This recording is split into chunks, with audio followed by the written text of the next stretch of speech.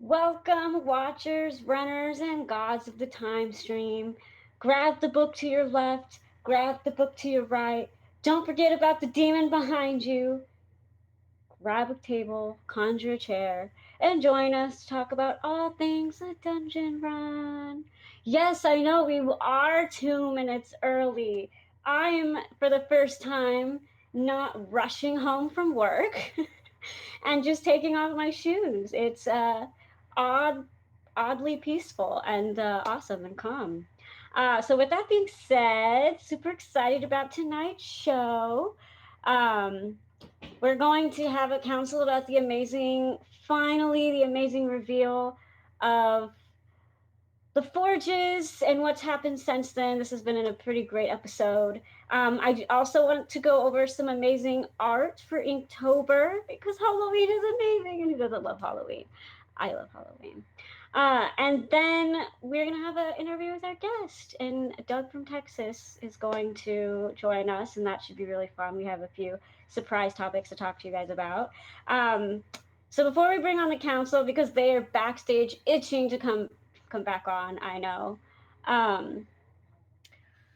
This episode was pretty great.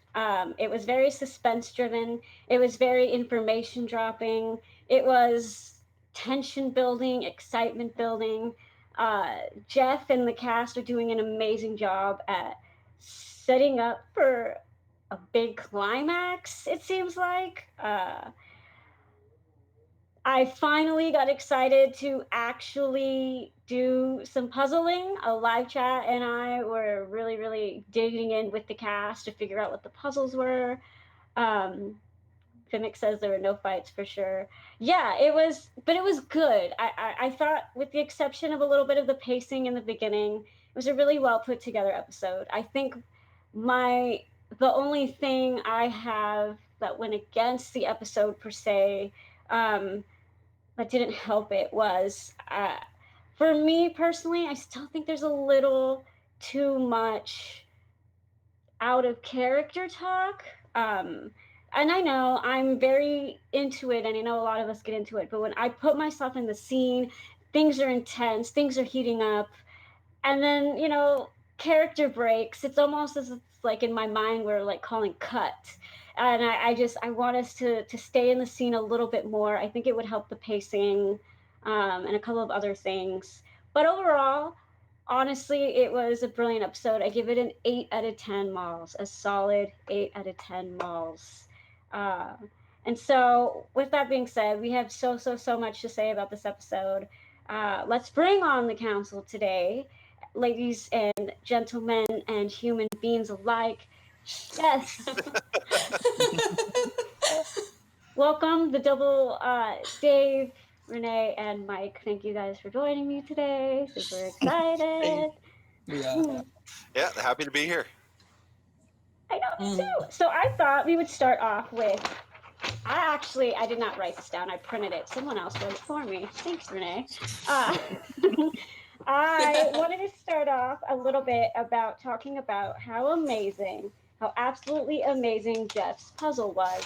And I actually want to read it to everybody real quick, just because it's fun. And for those of you who didn't just rewatch the episode, it'll be fresh. So the clue number 1 was approach each of the forges 5, assemble the word to unlock the archives. Take a letter one at a time from each word that completes a rhyme. The word's first letter is how we begin to discover the only way in. A tribute to those who would not kneel. These letters together break the seal. And then the last one was, the last was built in Sky Scorcher's center. Speak the word and you may enter. Arise. So I personally thought it was amazing and brilliant how he not only incorporated the puzzles with the story, with the everything, the fact that he linked the fact that there was 5 wardens and there were 5 forges, all the way back to what the the Dwarven elders were saying. I thought it was really beautiful and brilliant. And Mr. Jeff Kanata, I hope he really understands how brilliant of a mind he is. But I wanted your guys' thoughts on the puzzle. And did you guys figure it out? Puzzles and books and spies. Oh my! But yes. but no, I was stumped at the moment I saw Morgan's face. The second he had that realization when he went running, James went running down the hallway. I was thinking the same thing the second he had that realization. But I mean, I was stumped up until the end, to be honest, 100%. But Jeff Kanata is a mastermind. He is. Tiger Lily in chat says the elders trying so hard to say there were 5 was heartbreaking and beautiful, and I agree. It was. I was telling Renee this that it. I love figuring things out, and I'm usually pretty good at it. And I remember thinking when Jeff kept saying 4, like he would always put that like struggle emphasis when the elders would talk. And I was like, I know there's something more to that. I know it, but I'm not gonna lie, I did not figure it out. But it's so fun. It's so fun. Yeah, I remember having inklings of conversations with you going, there's something in there. And the way that not only do you have the riddle aspect of it, but also the way that they've got the subterfuge covering the riddle as well. And the fact you've got that kind of break where it's, and that kind of, I can't get it out, and it shifts into the other way to go back into the lie. It's like, we know there's a lie here, we know there's a break, but that was done very masterfully and done very subtly that in looking back, you can see it, but in the middle, no. Yeah, Vanderslice said most of chat couldn't figure it out, and she's curious who in the audience were. Yeah, the live chat, as they were getting the clues for it, we were figuring it out together. We didn't get it before Ugo and Civ basically put it together. We weren't there yet. But Renee, didn't you put it together? I don't remember. Actually. Dear Jeff Kanata, yes. Yes, I did. Because I was wrapped up in what everybody was saying also, and I was going with the rhyme, and I was doing all that. But when you and I were talking about the struggle with the 4, and the more we kept talking about all of that, the more I was like, man, I got to take a step back. And so me and my notepad, we became besties, and I was like, let me take a step back here. And so I was trying to approach it that way. And so I took them one at a time. And with that first one, approach each of the forges 4, that time 4, assemble the word to unlock that. Well, where am I trying to go? Where is it that I'm trying to unlock? And so then I wrote down that time, archives. So that's where I started. And then I approached it that way because, me and my notepad, we're besties. And because that's why you take notes. So then when it came to the end part,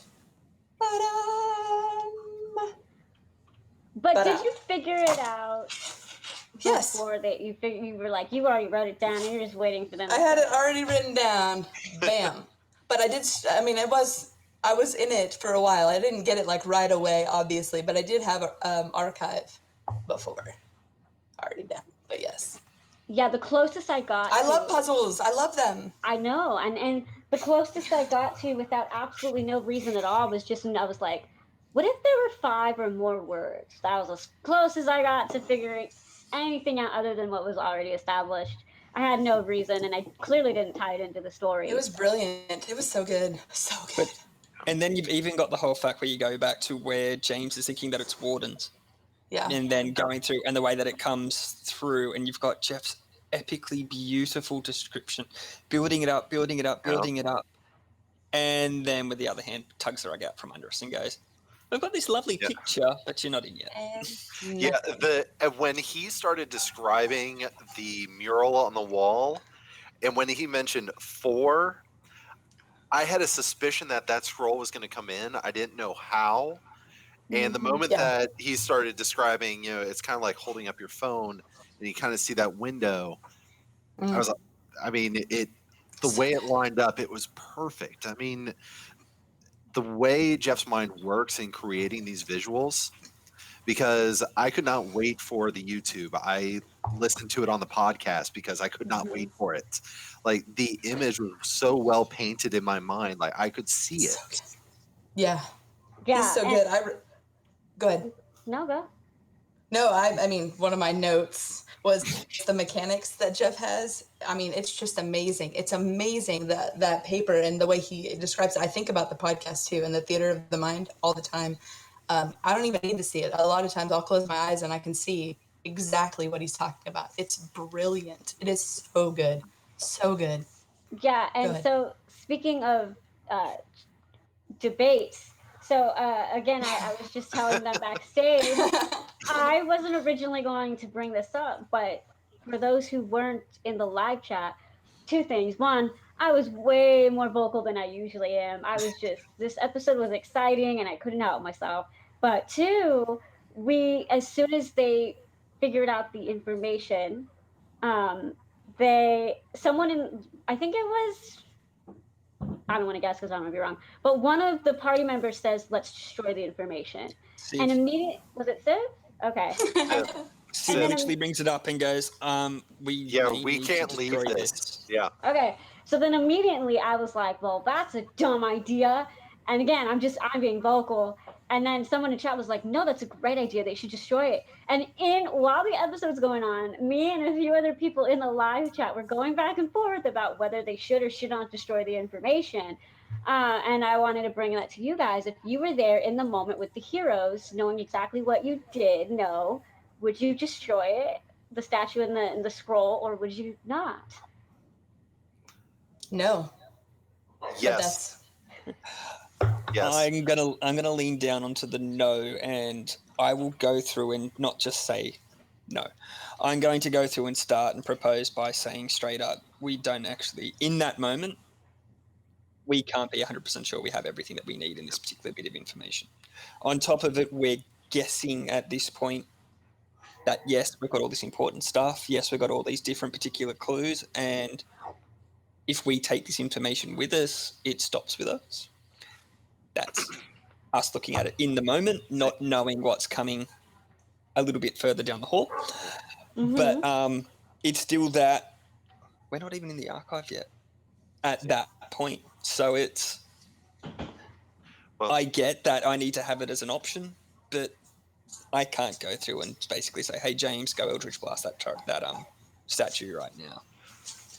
Yeah, for me, in the moment, the information they had on hand, they don't know what's in front of them. They don't know what's behind them. They don't know if the Ashen Mage is waiting for them to open the door so that she can follow in their footsteps. So I was on Team Break It because you don't know who's following behind you, and you don't want them to get the same secrets that you had unless you can control their access to it. You can give that information to the dwarves so that they can get into the archive. You can give them that. You don't want that to go to the enemy, though. I feel like you're not giving her enough credit. One, Ashen Mage, bro. You know, I mean, she got in here without going through where they're at, probably. So she could probably. At that time, they didn't know. But I'm just saying. So in the moment, Cam, the Fog Pal, says, the war has already destroyed so much information. Just leave it. And I said in the moment, as they were still debating on destroying it and talking about it, I said, I don't think you guys in chat, the people I was debating with, was like, you guys are underestimating this mage. She knows. And this is obviously just my opinion. I don't actually know anything, except I do. That Calcutta Thief is way over their heads as far as I'm concerned. I think she's smarter than them. I think she has more information than them. Maybe not smarter, but she knows what's going on. She has the upper hand. Knowledge based off of everything we know up until this point, she's always 5 steps ahead of the game. And so to keep, again, they've been hidden from the dwarves. They've been hidden from the world. This valuable information that they've been forced to forget. You find it, and for a lot of people, the first is destroy it. It's like, who are you? All these people are trying to seek this information, like, who are you to destroy what these people are trying to find, and like what, because they also said that this information is theoretically the answer to whatever, the key to the wars or whatever they said, whatever weapon, I don't know. But it's important, and honestly, at the end of the day, information is power. Okay, and I agree with you. Keep it out of the wrong hands. I don't remember who said it, Yeah, but someone in for chat sure. said, just hide it away again, or something. I don't remember exactly what they said. Mending. Man, yeah. Well, no, I that's go right. spack filler. I go straight up, just destroyed the wall. Well, yeah, no, I mean, I agree, keep it out of the wrong hands, but I mean, destroy it altogether, I think that would be a bad move. Bad Yeah, move. like I said, with the information at the time, Yeah. I was on Team Break It. And now? Later on, after seeing what they found as soon as they came in, it's like, Yeah. it wouldn't have mattered. But see, for you though, how hilarious it's like you're all for it. You guys smash it, you destroy all this information, and then you just walk into an archive, and you're just like, well, that happened. Well, again, I mean, it's information on hand at the time. Yeah. At least I remember to take the scroll with them. Interesting. Yeah, no, I'm just, I feel like, for me personally, I feel like there's too many people trying to play God in a weird way. There's too many people deciding for themselves that they know best or they think this. Let it happen. Leave it. Stop erasing Dorm's memories. Leave people alone. I also think, like, historically for James, like, that would, like, hurt his little heart, would it not? He's like a librarian that's supposed to be preserving, like, historical things or whatever. Would that not, like, I understand it's more literature, but should that not, like, be sacrilege for him? Like, this is a historical find. Should he not be like, you guys, what are you talking about? This is an ancient thing. But he offered, though. Didn't he offer to Elder? I know. He's like, forget information, forget books. No, sir. You are a librarian. How dare you? I think even the librarian knew certain information you keep out of wrong hands, and in this Wrong case, hands, the Ashen. yes. In this case, But the destroy. wrong hands would have been the Ashen Mage. And Destroy see, altogether. it's beautiful you say that, because I've said this again. This is my take. James likes being in control. James likes having the power. James secretly likes being the one that decides things. So of course, it just, it's not surprising. James is like, we know the information, destroy it, which is similar, right? It's similar to some other baddies we may or may not know. So just food for thought. Food for thought, ladies. And remember, there is always the restricted section in the library. Yes. Yeah. And he has had a little bit of a very interesting experience taking some things from said restricted section. He likes the restricted section, yes. Yeah, the secret big bad evil guy is James Quillis. Yeah, we figured out the show. I'm such a like dork. When you said that, the first thing that came to my mind was Hermione from Harry Potter. She's like, the restriction section. That's probably why he said it, Oh though. my gosh, probably. I don't know. But that brings us to our second debate. I think this again. I found this. So I loved the character. Not development, but I loved how the characters really showed through in this episode as far as making decisions and the healthy debate of it.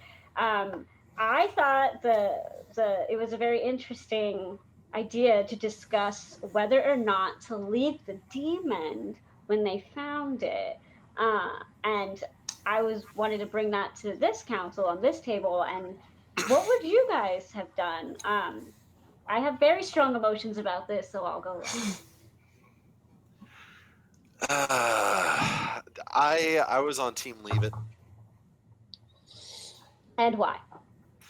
Well, we know that the Ashen Mage is very powerful, very smart, and very prepared.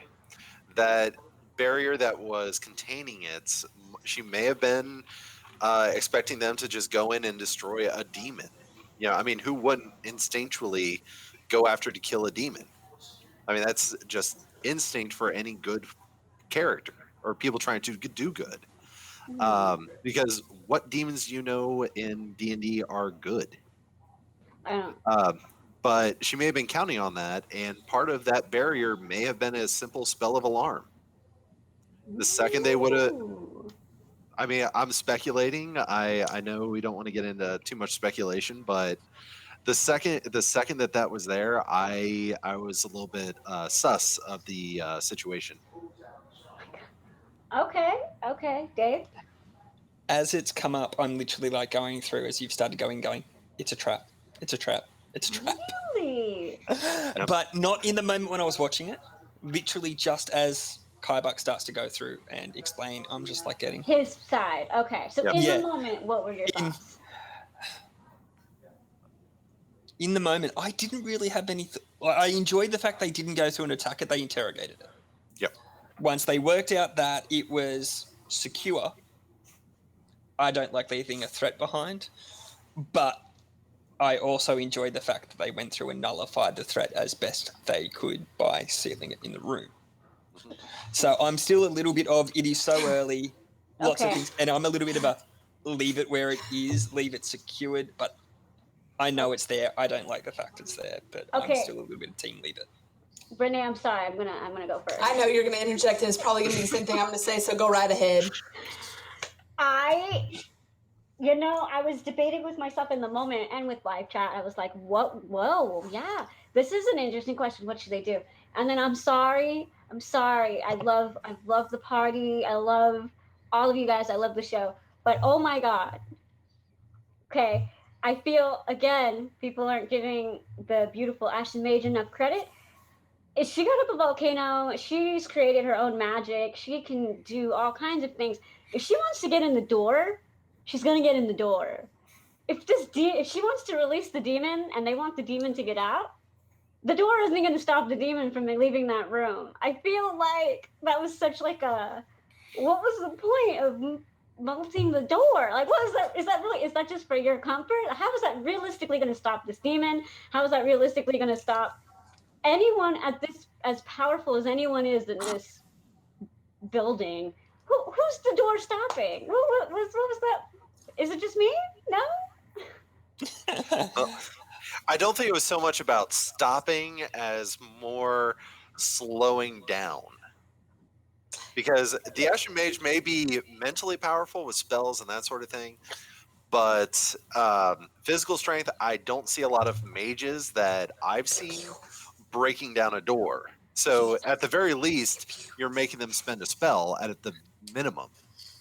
If she's as powerful, then she can just spell a slot all day. And I get all of that, but the other part as well is it may not necessarily be the Ashen Mage they're looking to stop get in, but somebody else being around, stumbling in after them. I think it's just more a little bit of that. Okay, so Ryan Winters in chat says, I mean, if you're a strong enough wizard, a stone door is just a door. That's what I'm saying. But secondly, Dave, no, really, if to go off of your point, I would love to know who is stumbling on behind them. If no one is ever entered the four former forges, and not many people even know about it except for the doors, who's just walking along behind them? Who's stumbling upon this demon in the middle of this fortress?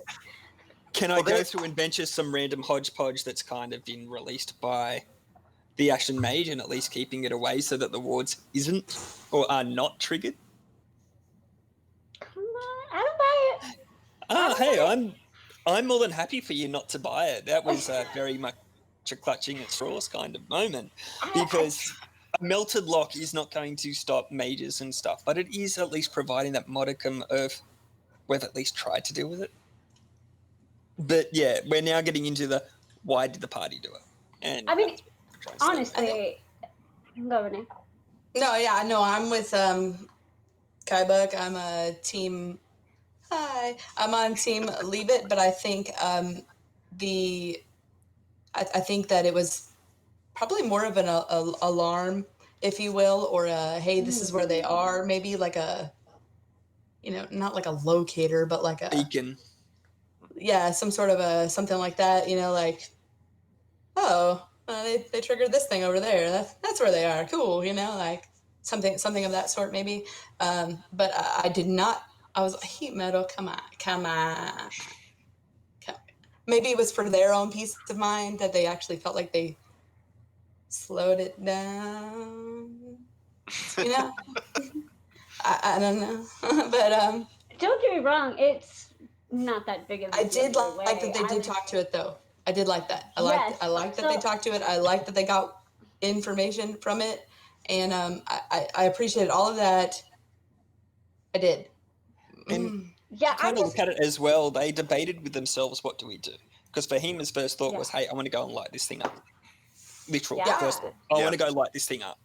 And yeah, that's true. James has gone,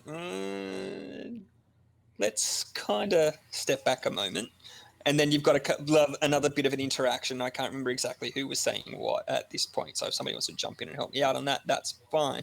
Oh, But I'll go it in was the still deep that- speech. What's your name? Yes. Yeah. That was next. No, wasn't it Abyssal? Mm-hmm. No, Yeah. I started with deep speech. I'll go try Because with deep speech. He went through and side-eyed James, and James is like going, I don't speak deep speech. So really quick, Breba in chat said the Ashen Mage isn't everywhere. Decent odd of a minion being stopped by that door. But again, I think ultimately whether they melted the door or not, it wasn't. It's fine. I'm just so passionate about this show, guys. If you can't tell, I think we all are. Yeah. Right? Yeah, let's be brutally honest. We could sit over with a couple of beers and debate this particular thing for a good couple of hours and go, hey, that was a lot of fun.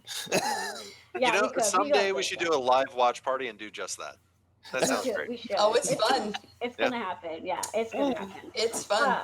So Hey, we need something to do over Christmas. Hey, whatever works. So backing up a little bit, yeah, I too love how they tried to talk to the demons. I love Jeb's little. I love Jeb's little like sound effects.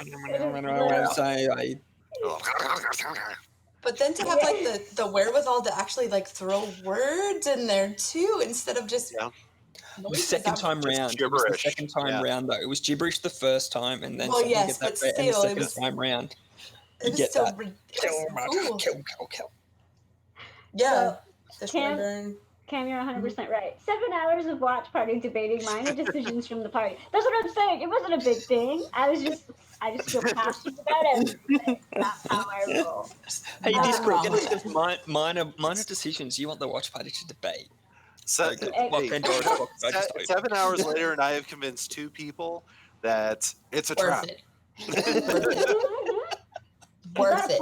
Worth it. I personally still don't think it's overall a trap, but you never know, and I can't go into why without theory, so I will hold back on that. Vanderslice says, Demon is my 10 voices of Jeff. Yeah, he's so good. He's so good. Yeah. And I love, honestly, in a weird way, I feel like Bahima in a weird. I thought the Demon was cute a little bit. Jeff's voice added to the little tiny thing. I was like, oh. You're ridiculous. Bahima wants the monsters. Failwaffle wants the demons. Well, let's not go saying that far. something about something. She was very clear on her line, though, and I love that. I love that Fahima was very clear. Yeah, no, I love creatures good, demons not good. Let's kill it. That's and she took the time to explain it, and I think that's something Fahima has been learning to do. Kind of explain. Well, they all are, hopefully. Explaining why they think something in their actions, and I definitely love. I love how she did that also, because even for me as a watcher, I was like, oh, okay, like I know where Fahima is a little more on the subject, and that was awesome. So I can't go into it, but I actually love the whole map room of the demon, the fact it was in the Pentagon. Because I'm even out of the Pentagram? Pentagram. What did I say? Pentagon. Nah, that's not what happened. So anyway. It's not what happened. And then the sadness of like in behind it, the empty bookshelf, and just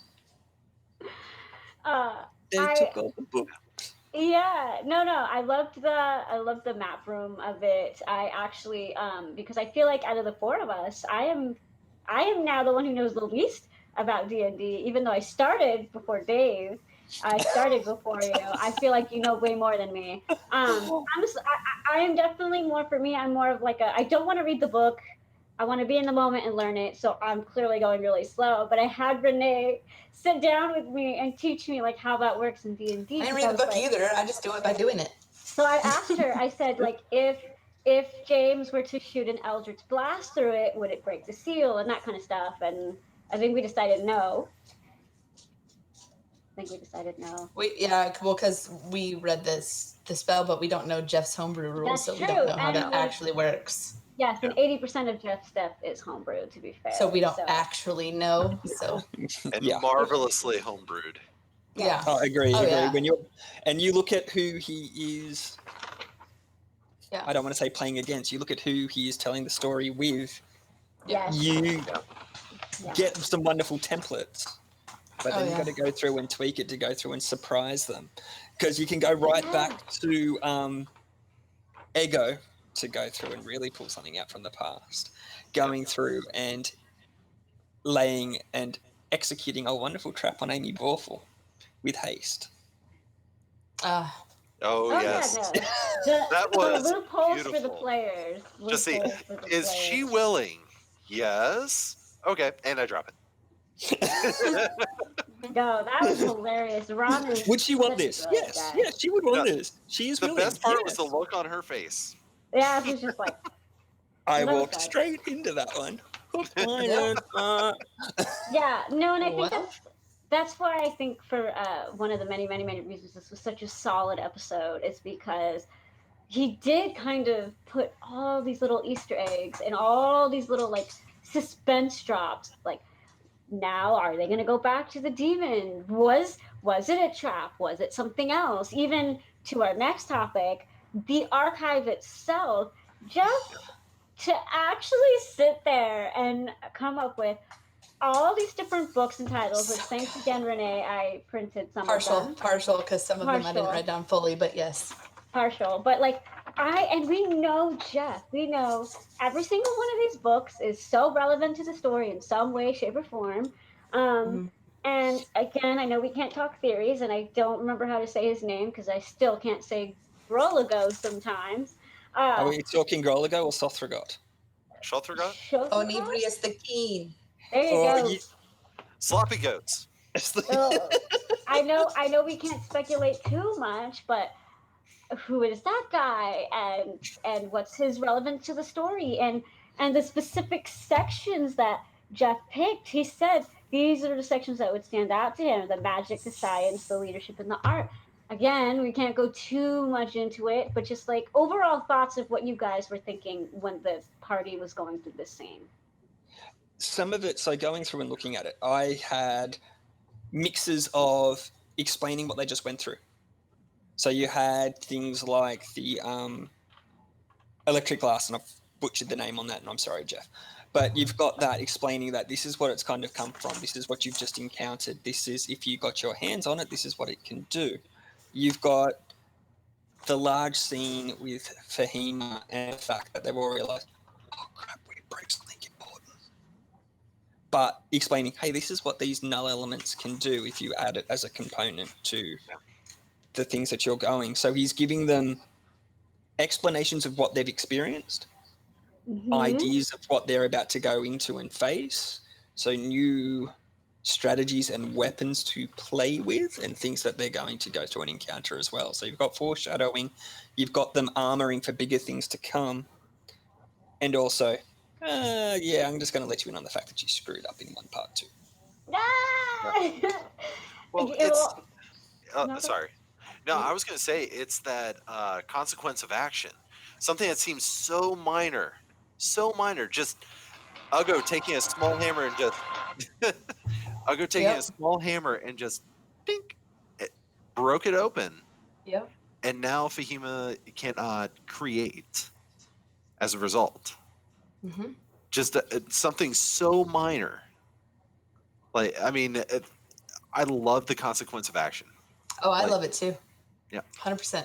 I loved even the way that Jeff said it. He was like, wait, so it's not usable? And Jeff was just like, nope. Yep. Well, he was nope.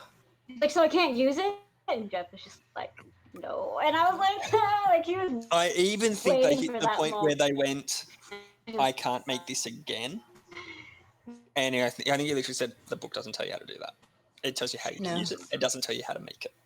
Yep. And that is also putting constraints, which is quite good as well, because you know that you give this party an inch, they will take about 10 mile on you. So I think we lost Waffle. It's totally fine because it's the Ravenqueen show right now. So, okay, would you guys have waited for Fahima to learn the new stuff? Yeah, I mean, there was that debate because it was going to take some time. Would you have waited for her? Knowing that, suspecting that I would be going into a big fight, I would be willing to give some time for that. Yeah, that was my thought too. You? Nothing happened. Yeah, nothing happened. Nothing happened. Suspicious. We're talking about if we would have waited for Fahima to learn the spell for the elemental stuff right now. Although we all agree that you're acting kind of sus and we need to eject you. Yeah. Was that what happened? I think my internet is hearing your call. yes, Failwaffle's the spy in the party. Yes. Dave, would you wait? She's the imposter. Yeah. Hang on, so we've had a success waffle here now, have we? Would I have waited? I probably would, just because I think it's very important. But I'm also kind of getting the sense of the fact that she already knew the process. The way that it was kind of explained, it wasn't so much that it was learning a spell. It was you use this as a component you can go through and this could be me misinterpreting the scene completely, but she knows the effect that's going to go through and happen out of it. Is it more of, would you allow her the time to experiment with it a little bit to go through and see? Yeah, I think that's what he was saying. Like, it's going to take this amount of time for you to learn this exact process to do this thing, to do like, what did he call it? What was the null? The Nullamental. So the fire one. The nullamental, which is basically if you were to go through create the fire one, it would do but it's also some cold, fire damage, but it would also do cold damage because of the fact it's right. working in the reverse of that particular elemental. So if you use the picture which of is it, cool. I'm kind of getting color wheels in my head now. Yeah. That kind of works a little bit too. Yeah, and I totally would, only because one, I feel like we're getting close to the peak of all of this, like I feel like we're getting close to the closer, and I feel like,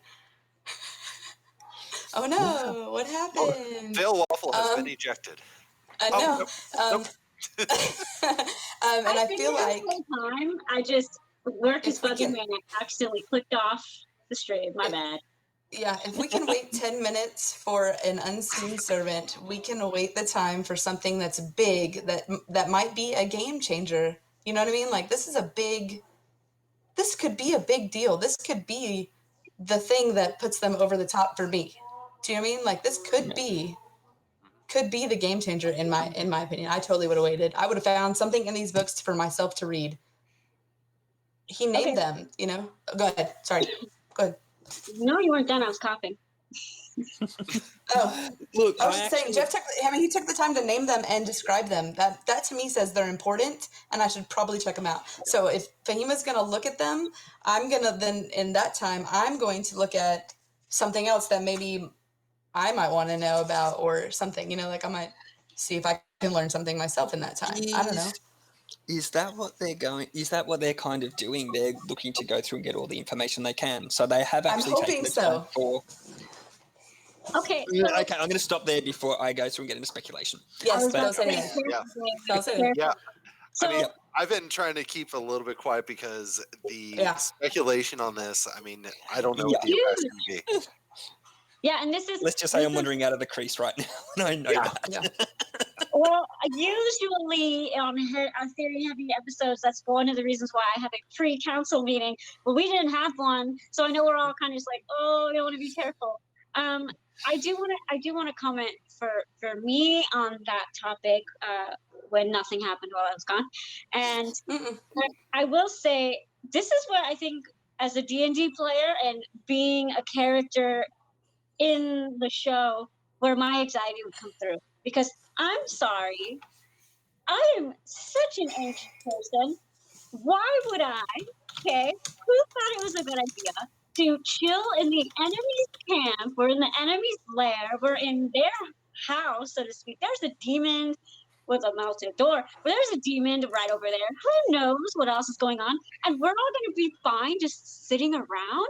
No, no, no. My anxious butt would take the stuff, leave, and not look at anything until I felt safe. Because what if the Ashen Maid? When is that? Not when I'm at the top of a volcano with hidden information where I know a warden. We now know 3 wardens are relatively near. We know Calcutta could be over here. I don't know, just me? I'm on the Yes. What could go wrong? I know what could possibly happen? And I'm stuck in the middle with all of it. So yeah.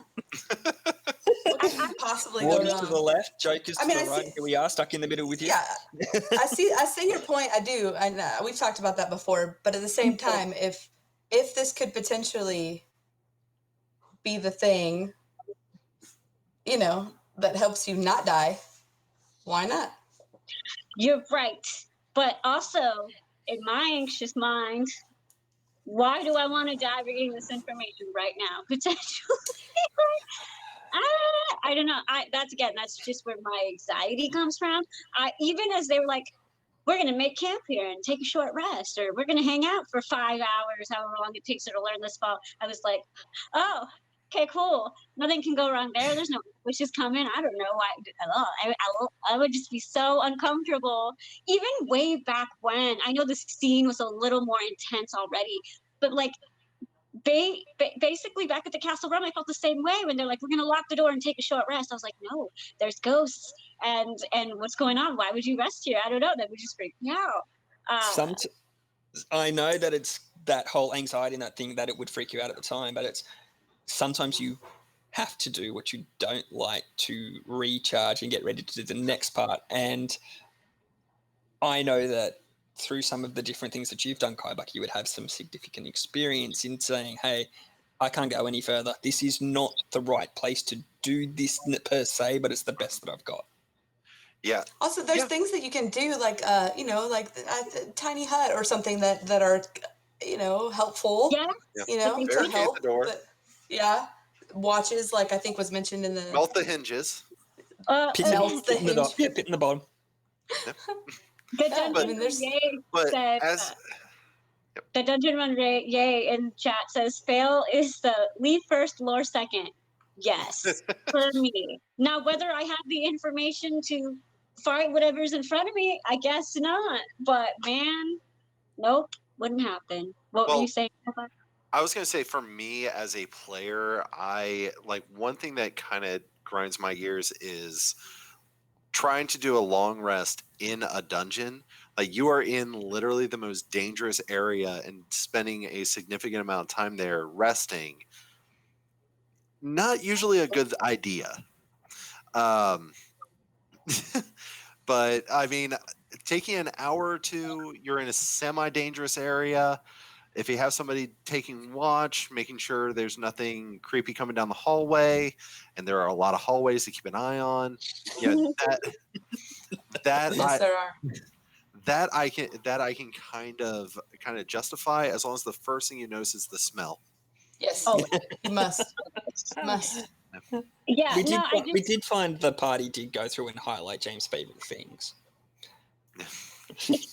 Yeah, like I said, that's just me. And watch, I have a feeling they're going to be, clearly they're fine. Like, they're fine. And clearly I think we're going to find that what they're doing is probably going to be helpful.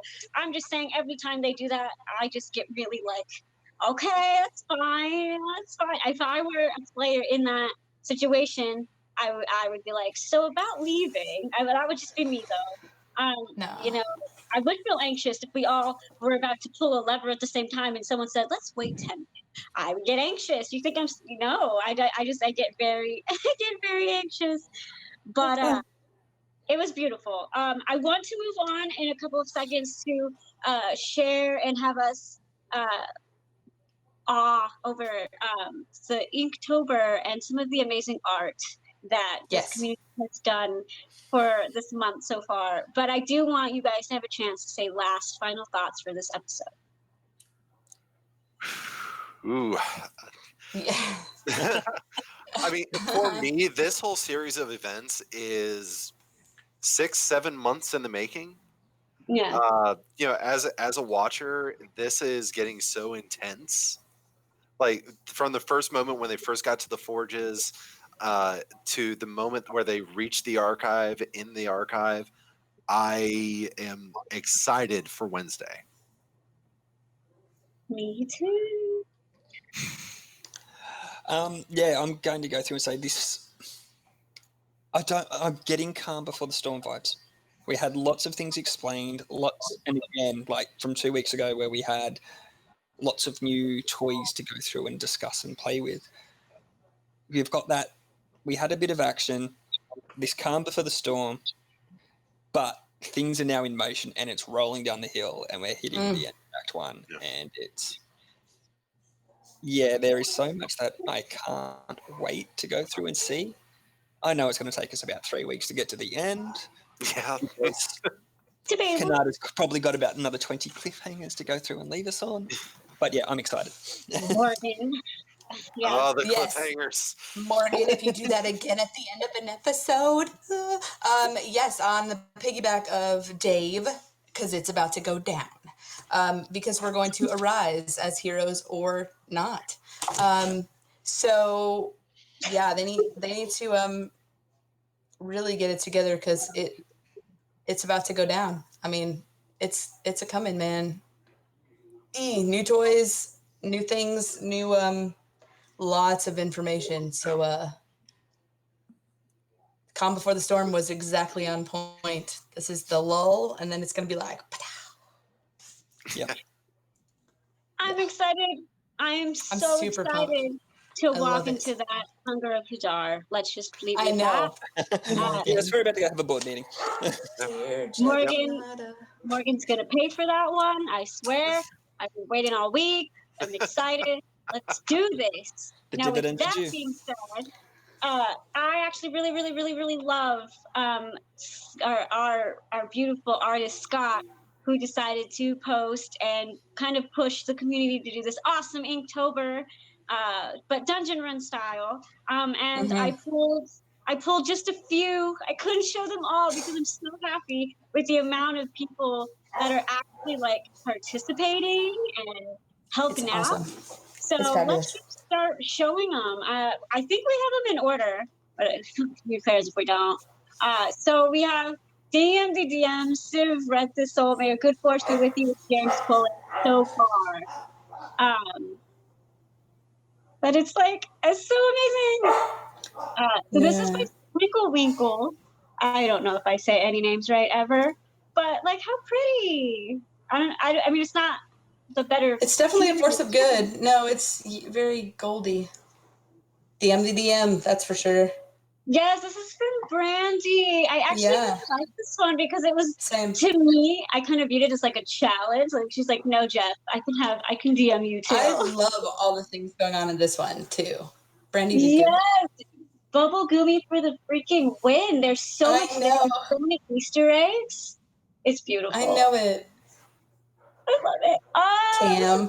Tam. This is the most innocent looking Civ. Yeah, with the lily. It's so cute. It's so good. I love it. It's so beautifully captured. It's awesome. This is from Numera.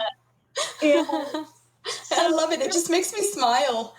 It really does for me too. I know her and I kind of use each other as motivation to do it, but that one made me happy. This one was from a watcher's name I can't pronounce. Quinlix. Quinlix. Yeah. Look how cool is this? I love it. Walking to the Hunger of Hajar. Beautiful. This one's from Scott himself. I thought it was a beautiful opposite of Cam's, where Civ just looks like the most brutal assassin you ever did see. That's a stabby mix stab. And when you're done thinking how cool is that, let's all get sad at ages 13 drawing of Civ in his alleyway. So sad. You just want to hug him. But It's he like, hey, finds what's his up? sisters with his cheese. I know. Hey, what's up, buddy? I It's love just it. so cute. Sid's story is so heartbreaking. It's I really know. amazing. I just So love it. I do too. Good stuff. It's Yeah, so good. it was really good. All of the art, and just so you guys know, Sawyer Wolf, our very own Sawyer Wolf, has opened an actual version of the Museum of Ein. I know 2 or 3 times on the watch party, we use the imagination of the mind to kind of show off all the art. But Sawyer Wolf has put together an actual Museum of Ein website, and I highly, highly encourage all of you to submit all of your beautiful Inktober art and all of your art in general to the museum, so we can all just have an amazing place for all of us to kind of ooh and ah over all things the dungeon. Also, go check out the fan art and the illustrators of Shenzhen sections to see all the art. In the Discord, yes. And Yeah. if you do want your art into the Museum of Ein and you don't know how, DM Sawyer Wolf. He's so nice. He's such a good guy, and he's pretty good at getting everything really quickly. So do that. He's awesome. Y'all are awesome. Y'all are amazing. Okay. So much talent. So moving right along to our interview with the guest section. This guest of ours next is a wonderful person, but he definitely likes to live in the shadows a little bit. But guys, no one is safe from me, okay? And I'm thankful that he agreed to step out of the shadows a little bit to come say hi to you guys and get to know him, and you guys to get to know each other. I don't know if he's backstage because he is. He is. Because I didn't message you like I said I would. But you are here, and that's good. How are you guys? I thought you would replace me when you said a wonderful person. I say, oh, I guess I had the wrong week. No, I guess you're learning something new every day then, huh? 'Cause, you're here. You doing good today? Yeah, doing good. You? I am doing all right. This watch party usually brings up my mood by like 50%. So right now I'm currently really, really good. So for those of you who don't know, Doug and I actually met and started talking after James's last Jasper game. Him and I, right at the start, before it even began, were giving James disadvantages. We were taking turns giving him disadvantages, and the reaction to the rest of the cast who don't, they don't know the dungeon run, were really confused, and it was hilarious. So we actually reached out to each other, and we just were kind of having fun with it, laughing. We kind of watched the Jasper thing together and gave James a bunch of different disadvantages and everything. And our favorite part was right at the top. The DM was like, and right at the start, Morgan, James, you have a disadvantage? Why would someone give you a disadvantage? And he was like, oh, that's how they show up or something funny. But we started talking after that and talking about the show and everything. So that's how we met.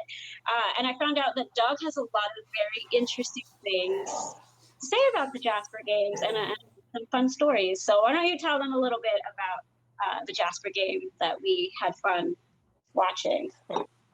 Sure. Well, I actually, first got interested in D&D again. I played it a little bit as a kid back in the 80s, but catching Jeff talking about it on his DLC podcast that I'm a regular listener of got me interested and said, oh, I'll check it out and see what's going on, and got hooked right away, of course. I mean, how could you not? So true. And so I started buying the new current D&D stuff and getting caught up on it. And then a few months ago, I heard about Jaspers Game Day, which is they have charity games to raise money for teen suicide prevention.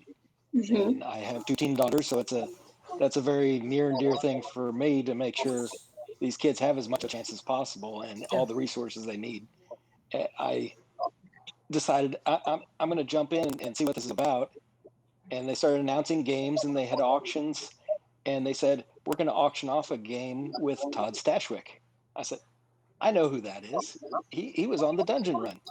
And so I started bidding on it, thinking I get a chance to sit in a private game with Todd. And I won, and I was all excited. This is gonna be my first game of D&D. And they said, "Oh, this isn't a private game. This is our premier streamed game on the charity show." And I say, "Oh no, what did I just do? I'm not sure I'm the right guy for this right now." And so I went through with it, and I actually met another guy who won another seat who was also a first timer at D&D. And so the two of us have become friends kind of over our mutual anxiety over jumping onto a live stream playing D&D for the first time. That's awesome. With Todd and a group of experienced, known people. That's incredible. Which was thrilling and terrifying all the same time. That's amazing. So that was my first D&D game back in playing since the 80s. Which is amazing, by the way, because I know you and I were kind of laughing. Told me that story because we were laughing like, talk about being thrown into the deep end. I did a full-on cannonball in the deep end. Yeah. And then tell them how you went a little backwards. Oh yeah, well it's kind of I guess the Benjamin Button of D&D. So that was my first game, and my second game was actually another charity stream game with not as high profile, but a lot of veteran players. And then my third game was a private game for newbies that are learning D&D. So I kind of went the wrong direction with my gameplay. And so that's been my experience. And yeah, so now I made a few friends and gotten to play online with people scattered all around. I've played with people from Australia to England. So it's been pretty cool to meet new people and get to play games with people all over the place. That's awesome. The real question is, now that you cannonballed into the deep end, do you still get anxious when you play like a new game of D&D? Not so much if it's been a private game, and now I've only played in about 6 games, but the private games I've played, no. I do. But the streamed ones that I've done, because I came back for this last Jaspers in August and played another game. And those ones, I still get pretty nervous with knowing there's people watching. That's just that alone, it adds some anxiety. Hopefully you're not so anxious right now. There's a beautiful dog barking in the background. We're hanging out. We're a bunch of friends. I don't know whose dog that is. No, it's good. It's all good. And I've been real happy that, because as soon as I found out about Jaspers, I started bugging the people who set it up. It's like, you should reach out to the Dungeon Run cast. They would, I think, really go for this. And this would be something, they would enjoy helping raise money for this as well. And I was happy to see that they all have been participating in the Jaspers events. And it's been a lot of fun seeing them mixed up with other players from other streams and that sort of thing, playing games. It's pretty cool. This last one was my first. Go ahead. No. This last one was my first Jaspers experience also, and I learned about it through the Discord here. So I saw that James one also, and I watched a bit of Ron's as well, and Morgan, whatever. So I was in that one too. It was so good. I had no idea any of that was even a thing, and so I learned about it through there. But it was so much fun. Those one shots were it was so much fun. I had a great time. It was fabulous. So if anybody hasn't seen them, you should totally jump on when they do them. They're great. Yeah, and the chats during those games are great. They're very. I had no idea how to do disadvantage, so I didn't. I was just hitting emojis a lot. I don't know. Well, and I think I wish I could watch more. And Doug, thank you. I haven't had time yet, but I will watch the ones that you sent me, because suicide prevention is also really important to me. And I think I'm a huge mental advocate in general. It's like I said, it's really important to me. So the being in that last game, the two games that we saw, but specifically that last one with James, it did, and I know you and I talked about it, had such a big Dungeon Run presence, and it was awesome. And that was the first one that I had time to watch most of it, and it was beautiful. And the way that we really represented, we were giving the cause.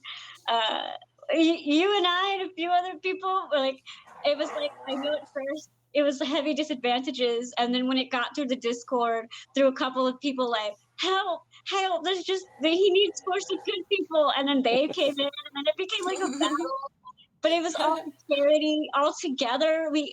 They made it a point to where if you donated $100, Morgan would do the librarian bits. And we all came together and we're like, what if we all pitch in? Would that count? And they were like, sure. So everyone was just having a good time, and it was so much fun. In fact, I wanted to show a tweet that was sent shortly after that game. I think we have an image of it, Joey. That librarian bit was my favorite. Ready. I just threw that on him. I can't really see it, but something about, oh yeah, it is. Was that it? Do you want me to? Fantastic. Yes, we crossed over $30,000 in donations, and it's a fantastic event to be in. And there was a tweet about someone saying how they were going to check out the Dungeon Run show also because of how just heavily represented we were and how beautiful we all came together, and it was really heartwarming. And I really had a good time. And like I said, that's where Doug and I kind of met there and kind of hung out, and we've been talking since. But it's beautiful how this community really comes together.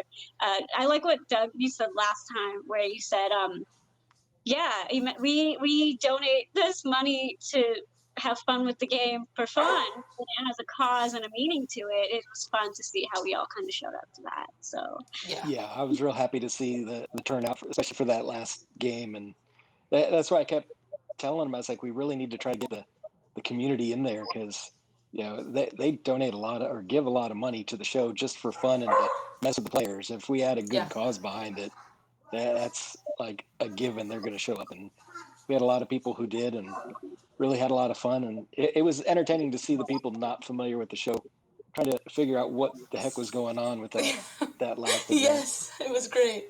They looked so confused. What's happening? I think he had a lot of disadvantages or something going on at one point. It was ridiculous. It was awesome. At the very end, when they got a big donation from Grimfaded to decide the outcome of the game, the Demogorgon, and they said, "Oh, Grimfaded wants a happy ending," and everybody familiar with the show was saying, "No, that's not. No, it's not. No, it's not. That's not what Grimfaded wants." Yes, Morgan said he messaged them saying, "Are you sure that's what it said?" Because he knows better. And no, that doesn't sound right. That's not what that means. It was hilarious seeing the DM, because her comment was like, happy ending countered by Grimfaded, and then to see all of them kind of have fun telling this twist to the story they weren't planning on doing was just amazing. It was really, really fun. Yeah, it was good. And the Jaspers Discord was blowing up during that game. They were all trying to figure out what the heck was going on.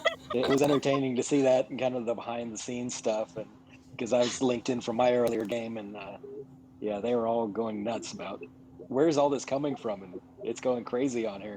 It's fabulous. It's a fabulous cause.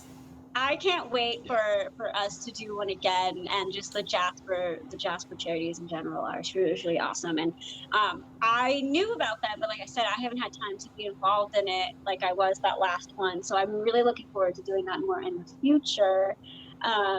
So with all that said, coming to a slow close, Doug, any final thoughts either on the game, the show, final thoughts in general? I'm just looking forward to see where Jeff takes it next. Like we were talking about the other day, I'm still one episode behind, so I haven't fully caught up yet. But I know you never can tell where Jeff's going, and I think y'all were mentioning it earlier. He's playing with several experienced DMs, so he keeps switching things up just enough that they're on their toes and don't exactly know what's coming either. They don't know what to expect when he introduces something new. So that's a lot of fun. You're right. Yes. Because he knows half of his party, if not most of them, DM themselves. They know the rules sometimes better than he does. So he knows he can't drop the ball. He has to keep them in his focus for sure. Yeah. Were you watching the stream earlier? Because I totally forgot to tell you not to watch. That's okay. I won't remember most of the details. I caught the last 20 minutes. Okay, good. Because I know we talked about that. You're a big picture guy, but that was hilarious. But I hope you enjoyed the next episode. It's really good, and hopefully you're live with us, and then we can talk live about what you're talking about. So I'm excited. With that said, for me, it comes and goes in spurts. I'll catch up live for a little while, and then work will get in the way, and I'll fall behind a few episodes. Catch up again. Such a circle of life. Adulting. Yeah, working kids. I could have so much more fun with all that. For sure. Thank you again for being, like I said, just because it means so much to me, but to everybody in general. I want to thank you for being such a huge advocate and supporter of the Jasper Games and hanging in there with us. And yeah, just you're, like I said, you're really awesome. I got the right guest. You were not switched out. It's just really good. Thank you again for doing this, even though I know you don't like come out from the shadows very often. It means a lot, and I appreciate you being here. Yes. I appreciate the invite, and thank you for all you do to keep the community active and invested in the game outside of just the actual stream itself. Stop and thanks. So with that said, I can't wait for tomorrow because blank, not live blank. But it's awesome, and we're super excited. For those of you who I won't see tomorrow, it's been amazing. Everyone had fun catching up. Everyone had fun. Post your art and message Storywolt to put it in the Museum of Eye. And until tomorrow, until next week, until more October stuff comes on, humankind, everyone. Be bold.